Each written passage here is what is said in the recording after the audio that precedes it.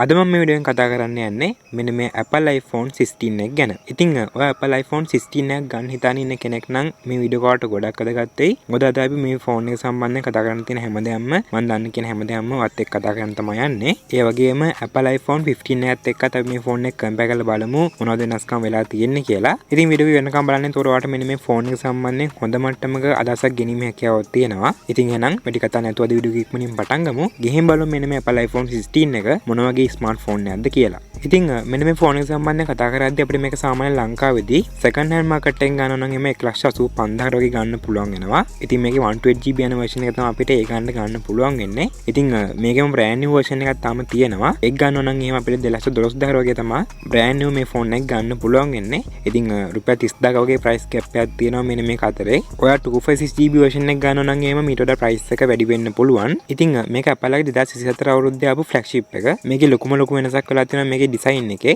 iPhone 13 එකට පස්සේ මේකේ තමයි මේ ඩිසයින් එක මෙයාලා වෙනස් කරලා තියෙන්නේ. ඒ වගේම අපිට මේ ෆෝන් එකේදී 5G network එක පාවිච්චි කිරීමේ හැකියාවක් තියෙනවා. ඉතින් මේ ෆෝන් එකේ main highlights ගැන කතා කරොත් එහෙම අපිට මේකේදී action button එකක් බලා ගන්න පුළුවන් වෙනවා. මේකේ ඉන්නේ අර silent key එක වෙනුවට ඊට වඩා මේක advanced. ඒ කියන්නේ අපිට මේකට කැමති option එකක් දා ගන්න පුළුවන්. ඒ වගේම camera control button එකක් බලා ගන්න පුළුවන්. ඒ වගේම Apple intelligence තියෙනවා. ඒ වගේම මේකේ අපිට USB type C බලා ගන්න පුළුවන් වෙනවා. ඒ වගේම dynamic island notch එකත් අපිට මේ ෆෝන් එකේදී බලා ගන්න පුළුවන් වෙනවා. ඉතින් ඔය තමයි මේකේ main highlighting points වෙන්නේ. අපි මුලින්ම මේ ෆෝන් එකේ තියෙන body එක සහ design එක සම්බන්ධයෙන් කතා කරමු වෙනදා කතා කරනවා වගේම. ඉතින් කලින් කිව්වා වගේ මේ ෆෝන් එකේ design එක වෙනස් වෙලා තියෙනවා. මේකේ අර camera setup එක වෙනස් කරලා වෙනස් විදිහ අලුත් design එකක් මෙදාපාර මේගොල්ලෝ දීලා තියෙනවා. ඉතින් ඇත්තටම මේ design එක ලස්සනයි සහ premium look එක මේ ෆෝන් එකේ තියෙනවා කියන්න පුළුවන්. සහ මේ ෆෝන් එක compact size එකකින් එන්නේ. පාවිච්චි කරන ලොකුවට අපහසු නැහැ. සාමාන්‍යයෙන් අතට ගැලපෙන size එකක් අපිට මේ ෆෝන් එකේදී බලා ගන්න පුළුවන් වෙනවා. ඒ වගේම ලොකු weight එකකුත් නැහැ. මේකේ සාමාන්‍යයෙන් gram 170ක වගේ weight එකක් තියෙන්නේ. ඉතින් අපිට මේ ෆෝන් එක කලර්ස් කීපයකින් ගන්න පුළුවන් වෙනවා.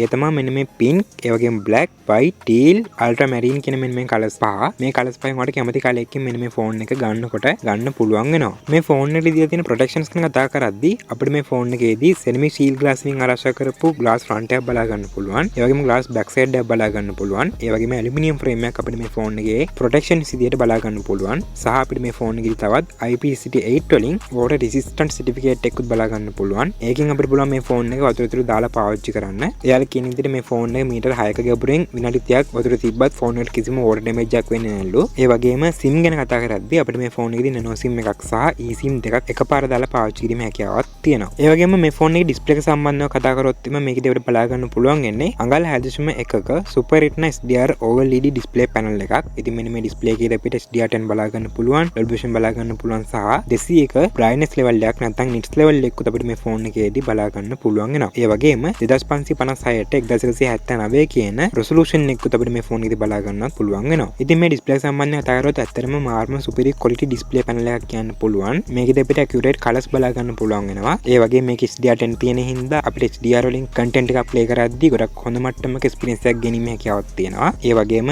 2000 nits level එකක් තියෙන හින්දා අපිට තදව්වක් තියෙන ලක දුනත් මෙන්න මේ ෆෝන් එක කිසිම ප්‍රශ්න නැතුව පාවිච්චි කිරීමේ හැකියාවක් තියෙනවා. ෆෝන් එකේ තියෙන දේවල් පැහැදිලිව බලා ගන්න පුළුවන්. ගොඩක් තදව්වක් තියෙන වෙලාවක දුනත් මේ ඩිස්ප්ලේ එකේ එකම එක අඩුවකට තියෙන මේකේ තියෙන්නේ 60Hz refresh rate එකක්. ඉතින් ඒක ඇත්තටම මදි මේ price range එකත් එක්ක බලද්දී එහෙමත්. ඉතින් ඒක තමයි තියෙන ප්‍රධාන අඩුව. නැත්තම් ඇත්තටම මේ ෆෝන් එකේ ඩිස්ප්ලේ එක මීට වඩා ගොඩක් quality වෙන්න තිබ්බා 120Hz වගේ ආවා නම් එහෙම. ඩිස්ප්ලේ එක සම්බන්ධව කතා කරද්දී කියන්න තියෙන එකම අඩුව ඒක. නැත්තම් ඇත්තටම මේ ෆෝන් එකේ තියෙන ඩිස්ප්ලේ එක perfect ඩිස්ප්ලේ එකක් කියන්න පුළුවන්. පාවිච්චි කරන්න ආසි හිතෙන ඩිස්ප්ලේ එකක් කියන්න පුළුවන්. ඉතින් 15 එකේ ආපු ඩිස්ප්ලේ එකත් එක්ක කම්පෙයාර් කරද්දී ඇත්තටම ගොඩක්ම දුරට මේ ඩිස්ප්ලේ දෙක same. ඒ ෆෝන් එකේ තිබ්බේ මෙන්න මේ ඩිස්ප්ලේ එකම තමයි ගොඩක්ම දුරට. ඒ හින්දා ඇත්තටම ඩිස්ප්ලේ එක පැත්තෙන් ලොකු ඉම්ප්‍රූව්මන්ට් එකක් වෙලා නැහැ 15 එකත් එක්ක කම්පෙයාර් කරද්දී. ඒ වගේම මතක් කරන්න ඕනේ මේ ෆෝන් එකේ අපිට ස්ටීරියෝ සවුන්ඩ් සෙටප් එකක් බලා ගන්න පුළුවන් වෙනවා. ඒ හින්දා ඇත්තටම මේ ෆෝන් එකේ ඩිස්ප්ලේ එකත් quality හින්දා අපි ගේම් එකක් ප්ලේ කරද්දී, මූවි එකක් බලද්දී, මොකක් හරි එන්ටර්ටේන්මන්ට් වලට සම්බන්ධ වැඩක් කරද්දී මේ ෆෝන් එකේදී ඒ පැත්තෙන් ගොඩක්ම හොඳ මට්ටමක එක්ස්පීරියන්ස් එකක් ගැනීමේ හැකියාව තියෙනවා. ඉතින් ඩිස්ප්ලේ එක සම්බන්ධව කතා කරද්දීත් අපිට අන්න ඒ ටික තමයි කතා කරන්න තියෙන්නේ.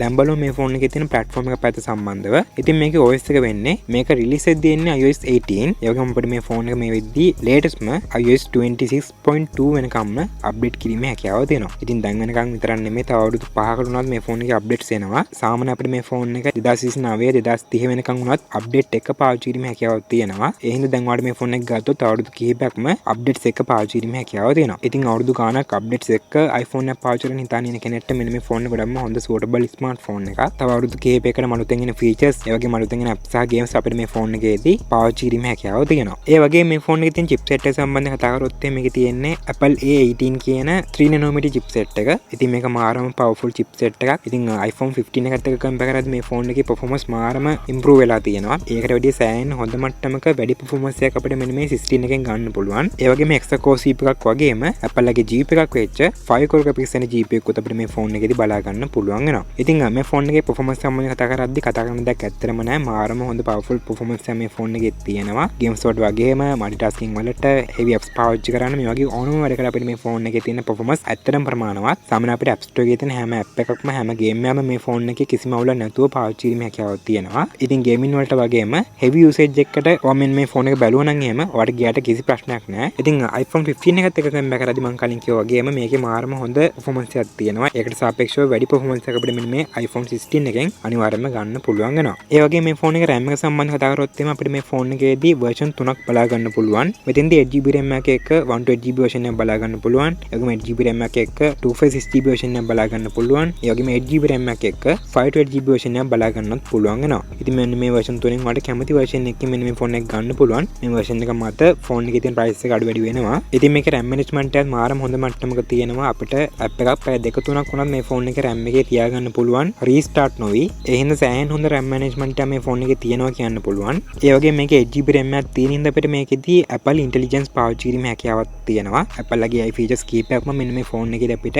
experience කිරීමේ හැකියාවක් තියෙනවා. ඉස්සරහට මේක තවදුරටත් update වෙයි කියලා Apple කියනවා. ඉතින් අන්න ඒ ටික තමයි මේ ෆෝන් එකේ platform එක සම්බන්ධව කතා කරද්දී කතා කරන්න තියෙන්නේ. ඒ වගේ මේ ෆෝන් එකේ කැමරා එක සම්බන්ධයෙන් දැන් කතා කරමු. ඉතින් අපිට මේකෙදී dual camera setup එකක් බලා ගන්න පුළුවන් වෙනවා. ඉතින් මේකේ camera space කතා කරොත් එහෙම අපිට මේකෙදී megapixel 48ක main camera එකක් බලා ගන්න පුළුවන් වෙනවා. ඉතින් මෙන්න මේ camera එකේ අපිට dual pixel PD autofocus බලා ගන්න පුළුවන් සහ sensor shift OIS එකක් බලා ගන්නත් පුළුවන්. ඒත් එක්කම megapixel 12ක ultra wide camera එකකුත් බලා ගන්න පුළුවන් වෙනවා. ඉතින් අපිට මෙන්න මේ camera එකේ dual pixel PD autofocus බලා ගන්න පුළුවන් වගේම මෙන්න මේ ultra wide camera එකෙන් අපිට අංශක 120ක් දක්වා capture කර ගැනීම හැකියාවක් තියෙන ෆොටෝ එකක්. ඉතින් main camera එකේ sensor shift OIS එකක් තියෙන හින්දා අපිට සාමාන්‍ය ගොඩක් දුරට හොඳ මට්ටමක stable මට්ටමින් photos සහ videos capture කර ගැනීම හැකියාවක් තියෙනවා.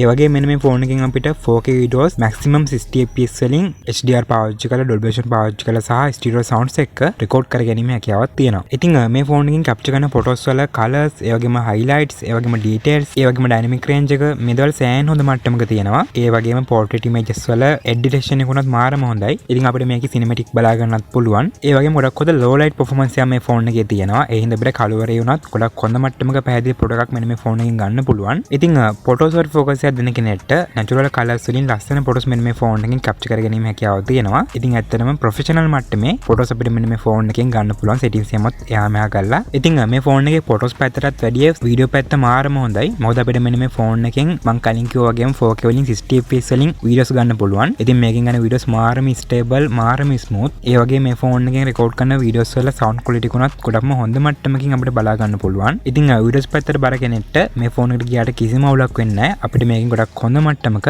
videos ගැනීම හැකියාව තියෙනවා. ඉතින් ඔයා content creator කෙනෙක් වගේ නම් ඔයාට මේ ෆෝන් එකෙන් ගොඩක් හොඳ වැඩක් ගන්න පුළුවන්. ඉතින් iPhone 15 එකත් එක්ක compare කරද්දී මේ ෆෝන් එකේ camera specs වල ලොකු update වීමක් වෙලා නැහැ. ගොඩක් දුරට ඒකේ තිබ්බ specs මත තමයි අපිට මෙන්න මේ iPhone 16 එකෙත් බලා ගන්න පුළුවන් වෙන්නේ. ඒ හින්දා camera පැත්තෙන් iPhone 15 එක සහ 16 එක compare කරද්දී ලොකු camera වල වෙනසක් නැහැ. ඉතින් ඔයා camera පැත්ත හිතනවා නම් එහෙම ඔයාට මේ ෆෝන් දෙකෙන් ඕනෙම එකට යන්න පුළුවන්. 15 එකට සාපේක්ෂව පොඩි improvement එකක් තියෙන පුළුවන් 16 එකේ camera එක පැත්තේ. මොකද මේකේ ටෙක්නොලොජිය අවුරුද්දක් අලුත් එකක් ඉඳලා. ඉතින් ඒ නැත්තම් මේ ෆෝන් දෙකේම තියෙන්නේ එක හා සමානම camera performance එකක්. ඒ වගේම මේ ෆෝන් එකේ selfie camera එක සම්බන්ධයෙන් කතා කරොත් එහෙම මේකේ අපිට බලා ගන්න පුළුවන් වෙනවා megapixel 12ක selfie camera එකක්. මේකේ PD autofocus තියෙනවා වගේම SL3D depth sensor එකකුත් බලා ගන්න පුළුවන් වෙනවා. ඉතින් ඒ වගේම මෙන්න මේ camera එකනොත් අපිට 4K videos 60 fps වලින් HDR පාවිච්චි කරලා Dolby Vision පාවිච්චි කරලා stereo sounds එක්ක record කර ගැනීම හැකියාවක් තියෙනවා. ඒ වගේම අපිට මේ camera එකේ EIS බලා ගන්නත් පුළුවන්. ඉතින් EIS තියෙන හින්දා අපිට stable විදියට මේ ෆෝන් එකේ selfie camera එකනොත් වීඩියෝ එකක් ගැනීම හැකියාව තියෙනවා. ඒ වගේම කියන්න ඕනේ මේ ෆෝන් එකේ security එක ඉන්නේ Face ID විදියට තමයි. ඒ වගේම අපිට මෙන්න මේ ෆෝන් එකේ dynamic island notch එක බලා ගන්න පුළුවන් වෙනවා. ඉතින් අපි දැන් මේ ෆෝන් එකේ 90% දුරටම කතා කරලා ඉවරයි. අපි අන්තිමට කතා කරමු මේ ෆෝන් එකේ බැටරි එක සම්බන්ධව. ඉතින් මේකේ බැටරි සම්බන්ධයෙන් කතා කරොත් මේක අපිට බලා ගන්න පුළුවන් වෙන්නේ mAh 3561ක බැටරි එකක්. ඉතින් යාලා කියන විදිහට මේ ෆෝන් එකේ බැටරිය පැයක් තුලදී 0.0 දක්වා full charge කිරීමේ හැකියාව තියෙනවලු. ඒ වගේම අපිට මේ ෆෝන් එකේදී MagSafe සහ wireless charging බලා ගන්නත් පුළුවන් වෙනවා. ඉතින් අපිට 25 watt වලින් මෙන්න මේ ෆෝන් එකේදී MagSafe වලින් සහ wireless විදිහට charge කරගන්න පුළුවන් වෙනවා. ඒ වගේම මේ ෆෝන් එකේදී තවත් 4.5 thunderbolt වලින් reverse wired විදිහටත් ෆෝන් එක charge කරගන්න පුළුවන්. ෆෝන් එකක් කොමක හරි වෙන device එකක් වාට මේ ෆෝන් එකෙන් cable එකක් කරහා charge කරගන්නත් පුළුවන් වෙනවා. ඉතින් මේ ෆෝන් එකේ battery එක සම්බන්ධයෙන් කතා කරනකොට battery capacity එක මදි වගේ දැනෙන්න පුළුවන් සාමාන්‍යයෙන් දැන් වෙද්දි.